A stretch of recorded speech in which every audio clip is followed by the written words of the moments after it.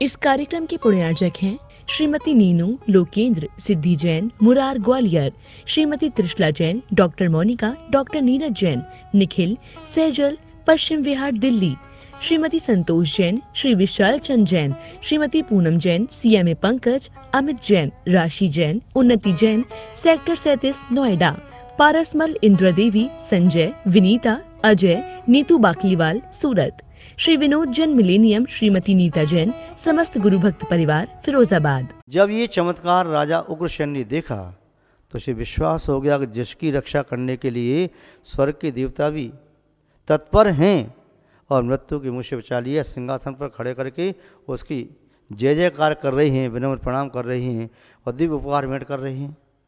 तो राजा उग्रसेन क्षमा मांगने के लिए आए, किंतु रानी वृषभसेना ने संकल्प ले लिया, मैं इस उपसर्ग से बचूंगी तो बस एक शाटिका मात्र परिग्रह को धारण करने वाली जिन आर्य का दीक्षा स्वीकार करूँगी, पानी पात्र में आहार स्वीकार करूँगी। महाराज उग्रसेन, उनका राज दरबार सभी ने निवेदन किया कि आप हमें क्षमा करें, हमसे भूल हुई है कि हमने आपको बिना सोचे समझे सत्य का पता लगाए बिना हमने आपको दंड दिया, ये हमें करना उचित नहीं था। और इसका भी कारण ये रहा कि मेघ पिंगल सभा से भाग गया, यदि वो अपनी सत्य बात को कहता तब हम दंड नहीं देते, किंतु सत्य बात सुनने का धैर्य हमारे पास नहीं था, उसमें भी हमारी गलती थी। हमने तलवार लेकर उसको मारने की कोशिश की, वह प्राण बचा के भाग गया। हमने 2 अपराध किए और अपनी निंदा की। वहीं पर समीपस्थ विराजमान गुरधर नाम के मुनि महाराज थे। वृषभसेना ने आकर के मुनि महाराज के श्री चरणों में आकर के नम्र निवेदन किया, प्रभु यह संसार मैंने देख लिया, असार है, स्वार्थ से भरा हुआ है। कहाँ तो महाराज उग्रसेन मेरे पुण्य कर्म के उदय में अपने प्राणों से ज़्यादा मुझे स्नेह करते थे, अपने प्राणों से ज़्यादा मुझे महत्व देते थे, किंतु मेरी बात सुने बिना, मुझसे पूछे बिना और शक होने पर कि मेघ पिंगल राजा के पास मेरा कमल कैसे पहुंचा, क्या हुआ क्या नहीं हुआ, ये सत्य बात मुझे भी नहीं मालूम और मेघ पिंगल राजा को भी नहीं मालूम, किंतु महाराज ने ये शंका करके कि किस प्रकार से ये कम्बल उसके पास पहुंचा है, तो ये मान करके कि मैं शील से च्युत हूँ, इस शंका पर, शक के आधार पर उन्होंने मुझे दंडित किया। राजा ने कहा कि हम इसका आपसे क्षमा मांगते हैं, हमें क्षमा करो। महारानी वृषभसेना ने कहा क्षमा तो है, हम आपसे कुपित नहीं हैं, हमारा पर क्रोध नहीं है, किंतु हाँ हमने उस समय प्रतिज्ञा कर ली थी जब आपने ये आदेश दिया था कि इन्हें समुद्र में फेंकवा दिया जाए, तभी संकल्प कर लिया था यदि उपसर्ग में हम बचते हैं तो आर्य का दीक्षा स्वीकार करेंगे, इसीलिए हम संकल्प को तोड़ करके हम महलों में नहीं जा सकें। राजा ने निवेदन किया कोई बात नहीं, मुझे क्षमा करो, हम और आप दोनों मिलकर के बाद में दीक्षा लेंगे। नहीं, अब मेरा त्याग है, पानी पात्र में आहार ग्रहण करना है। और वह गुरुदेव मुनि के समीप दीक्षा की उन्होंने प्रार्थना की। दीक्षा की प्रार्थना के साथ साथ उन्होंने ये प्रार्थना की, महाराज एक बात और मुझे बताएं, आप तो अवधि ज्ञानी हैं, ऐसा मैंने पूर्व में कौन सा कृत्य किया जिसके परिणाम स्वरूप आज मेरे शील में कलंक लगा, मुझे दोष लगा। मेरे पति ने मुझ पर शंका की और शंका ही नहीं की, बिना मेरे पूछे मुझे दंडित किया, समुद्र में फेंकवा दिया। ऐसा क्या मैंने पाप किया? महाराज गुरुधर मुनिराज ने अपनी अवधि ज्ञान के माध्यम से वृषभसेना के पूर्वज को जाने और जान करके उन्होंने कहा, देखो इसी नगर में, इसी जनपद नगर में और कावेरी पत्तन में पूर्व में आप मंदिर में सफाई करने वाली एक कन्या थी। उस समय आपका नाम था नागश्री। आप मंदिर की सेवा करना, सफाई करना, मंदिर के समीपस्थ जो बगीचा था उस बगीचे की सफाई करना, पत्तों का ढेर इकट्ठा हो जाता था, उन ढेर को इकट्ठा करके बाहर डालना और पुनः मंदिर में बिल्कुल साफ करके रखती थी। एक दिन क्या हुआ, उस मंदिर के निकट जो बाहर बगीचा था, उद्यान था, जिस उद्यान से जिनेंद्र भगवान की पूजा के लिए द्रव्य सामग्री पुष्प फल आदि जाते थे, उसी उद्यान के एक समीपस्थ स्थान पर मुनि महाराज ध्यान करने के लिए बैठ गए। अब मुनि महाराज ध्यान करने के लिए बैठ गए। वे मुनिदत्त नाम के मुनि महाराज ध्यान कर रहे थे। अब वह नागश्री ने देखा कि राजा का आने का समय हो गया है, राजा अभी वंदना करने के लिए आएंगे और मैं मंदिर की सफाई न करूं तो क्या होगा, कुपित हो सकते हैं। अब मुझे क्या करना चाहिए। तो आपने जाकर के मुनिराज से निवेदन भी किया, महाराज आप यहाँ से खड़े हो जाएं, अन्यत्र अपना ध्यान लगाएं। किंतु महाराज तो अपनी तपस्या में संलग्न थे, ध्यान में संलग्न थे, उन्हें बाहर की आवाज़ सुनाई नहीं दे रही थी। वह तो आत्मा के आनंद का रसपान कर रहे थे। बस उनके आध्यात्म वृत्ति से ऐसा लग रहा था जैसे केवल ज्ञान की समीपता बन रही हो। कन्या ने पुनः निवेदन किया, किंतु उस कन्या का निवेदन व्यर्थ ही गया। कन्या को कोई और उपाय समझ में नहीं आ रहा था। इसलिए उस नागश्री नाम की कन्या ने जब कोई उपाय समझ में नहीं आया, तब राजा आकर के इन दिगंबर व्यक्ति को देख करके, संत साधु को देख करके कहीं कुपित न हो जाए। उसे भी ये नहीं गया था कि दिगंबर साधु के प्रति राजा की इतनी अगाध श्रद्धा हो सकती है। उसे तो लगा कि कहीं ऐसा नहीं हो कि वह मुझसे पूछे कैसे आई, आपने ताला कैसे खोल दिया, कहाँ से आई, क्या हुआ। तो वह अपने घबराई हुई थी, इसलिए उस बात को रहस्य को छुपाना ही चाहती थी। जब वो कहने पर मुनिदत्त नाम के मुनिराज वहाँ से नहीं गए, तो नागश्री ने छुपाने के उद्देश्य से सब बाग का कूड़ा कचरा जितने पत्ते थे इकट्ठे किए और मुनिराज के ऊपर जाकर के डाल दिए और कूड़े कचरे के ढेर में, पत्तों में मुनि महाराज को ढांक दिया। इतना ही नहीं, पत्ते कहीं फैल रहे थे तो झाड़ू से यूं लगा लगा करके उसे ऐसे लगा दिया जैसे कूड़े कचरे का ढेर ही हो। संकेतानुसार जैसा संकेत था, राजा को दर्शन करने के लिए मंदिर में आना था और तभी राजा वहाँ पहुँचा। दर्शन आदि की पूजा भक्ति जैसे उन्हें करनी थी की और विनम्रता पूर्वक, भक्ति पूर्वक, श्रद्धा पूर्वक भगवान के चरणों में पुनः पुनः नमस्कार किया। और भगवान के चरणों में जो उन्हें पुण्य से प्राप्त था, रत्न चढ़ा करके अपना अहोभाग्य समझा। नित्य की तरह से रत्न चढ़ा के वंदना की, परिक्रमा लगाई, गवासन से बैठ के बड़ी भाव सहित मुंड भगवान के चरणों में उन्होंने अपनी श्रद्धा अर्पित की। जैसे वंदना करने के उपरांत राजा वहाँ से निकले तो उन्होंने इधर उधर देखा। उद्यान में जैसे सर्वत्र सहता में कहा जाती है, प्राकृतिक स्थान होता है तो सबका मन होता है, जैसे आप यहाँ आते हैं ना तो एक कैसा लगता है जम्मू स्वामी तपस्थली को देख करके। आप जैसे मंदिर से आते हैं, वाह क्या प्राकृतिक वातावरण, सर्वत्र हरियाली हरियाली है, इधर देखो क्या झरना झरते हैं, पहाड़ हैं, तो ऐसा लगता है कि बड़ा मनोरम दृश्य दिखाई देता है। तो ऐसे ही शायद राजा को भी बड़ा अच्छा दिखाई दिया होगा। और देख करके फिर राजा ने भी क्या किया, इधर देखने लगी, थोड़ा सा और टहलने लगी। टहलते हुए देखा कि कूड़े कचरे का ढेर यहाँ कैसे लगा हुआ है। तो देखते हैं कि कूड़े कचरे का ढेर आज तक कभी यहाँ में नहीं देखा, नहीं आज ढेर क्यों लगाया। वे कुछ कूड़े कचरे के ढेर के बारे में मालिन से पूछें, उसके पूर्व भी उनकी दृष्टि उस ढेर पर टिकी तो क्या लगा उन्हें, जैसे वो ढेर हिल रहा है, यूँ जैसे कोई जंप सी कर रहा हो। उन्होंने कहा ये जैसे ढेर में कंपन सा क्यों हो रहा, मूवमेंट क्यों हो रहा है, क्या कारण है। तो उन्होंने अपने नौकर से सेवक से कहा, देखो इसको अलग करो, क्या है इसमें, कोई जानवर है क्या है। तो अलग किया तो उस ढेर के अंदर मुनिदत्त नाम के मुनि महाराज तपस्या कर रहे थे। राजा ने उस कन्या से पूछा क्यों ये सब कैसे हुआ। कन्या ने हाथ जोड़ के क्षमा मांगी, बोले आप मुझे प्राण की मैं भीख मांगती हूँ, मुझे अभयदान दें और मुझसे अपराध हो गया है, कहीं आप इनको देख के कुपित न हो जाएं, इसलिए मेरे पास कोई और उपाय नहीं था, मैंने निवेदन भी किया तो ये सब कृत्य मुझसे हुआ, क्षमा करें। राजा ने कहा आपने किया ये बहुत गलत किया, ये करना उचित नहीं था, ये निस्संदेह बहुत बड़ा पाप है, महापाप है। मुनिराज की तो मुख से निंदा भी हो जाए तभी व्यक्ति कुष्ठी तक हो जाता है, कुष्ठ रोगी होता है।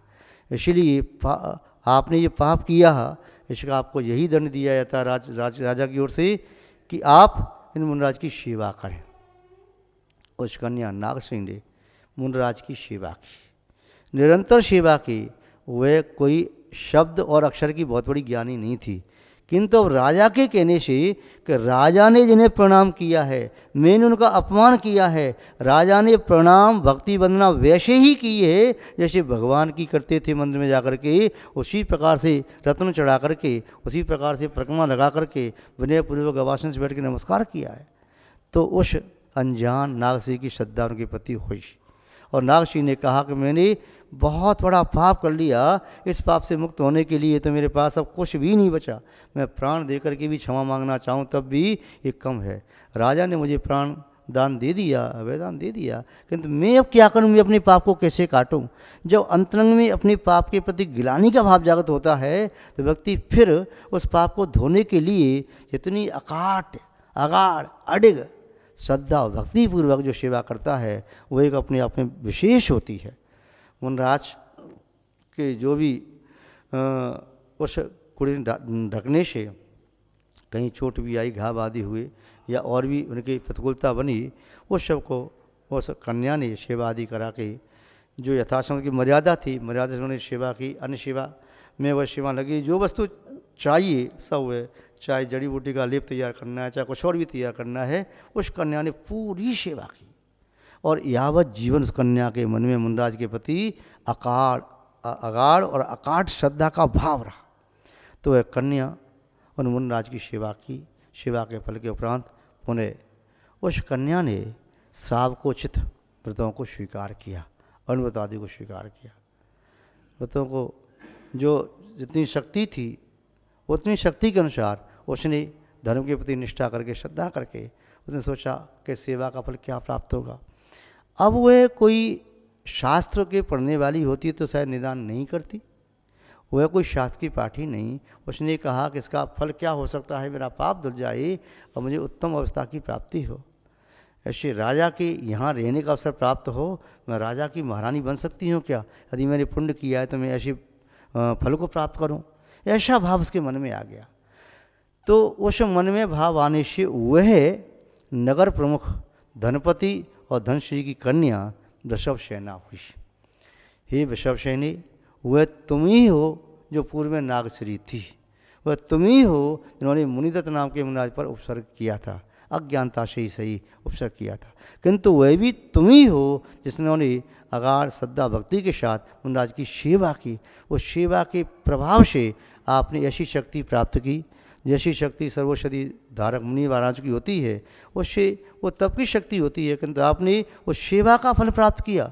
सेवा से भी इतना बड़ा फल प्राप्त हो सकता है कि जिसके स्नान के जल से व्यक्ति रोग मुक्त हो जाए, ऐसी शक्ति प्राप्त की, विष तक दूर हो जाए, ऐसी शक्ति प्राप्त की, तो सेवा का फल है, वैयावत्ती का फल है।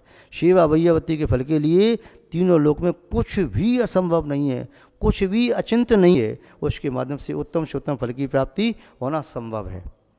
तो वृषभसेना ने यह शब्द सुना कि पूर्व में मैंने अज्ञानता बस नागश्री की पर्याय में मुद्दत मुनिराज के ऊपर जो उपसर्ग किया, उपसर्ग करके फिर उसके प्रभाव से उसका कुप्रभाव तो ये रहा कि मैंने जो पाप का बंध किया उस पाप का उदय आज आया है।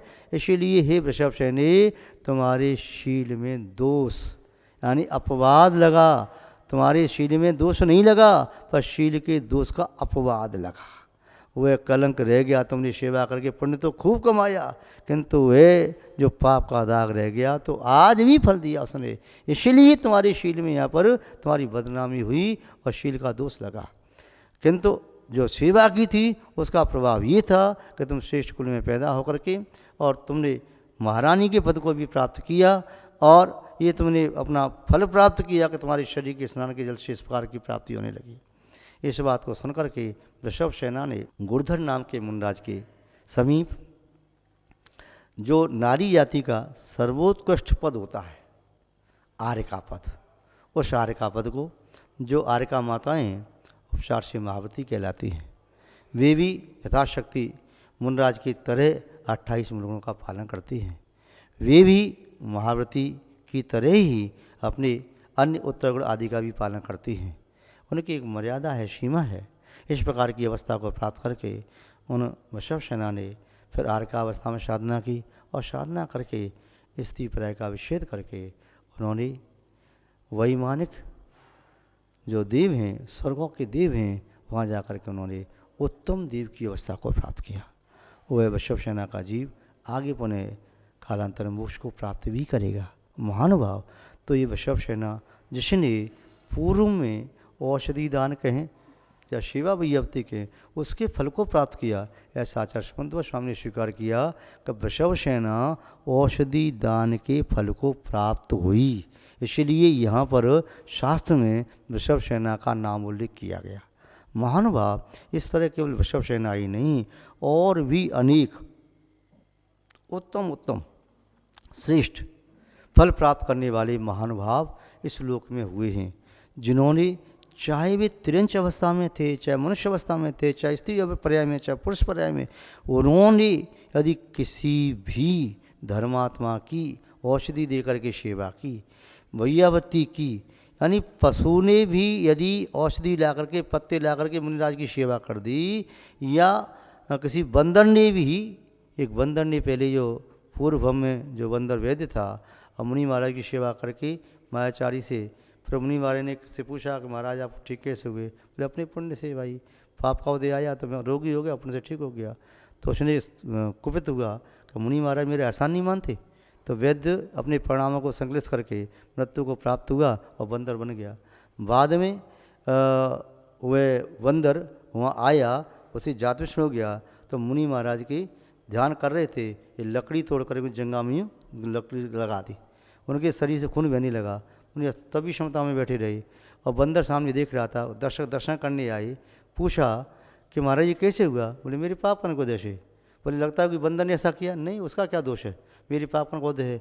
बंदर ने सुना, संगीत पंचेंद्रिय होता है कि मुनि महाराज अभी क्षमता भाव रखते हैं, धन्य क्षमता मूर्ति।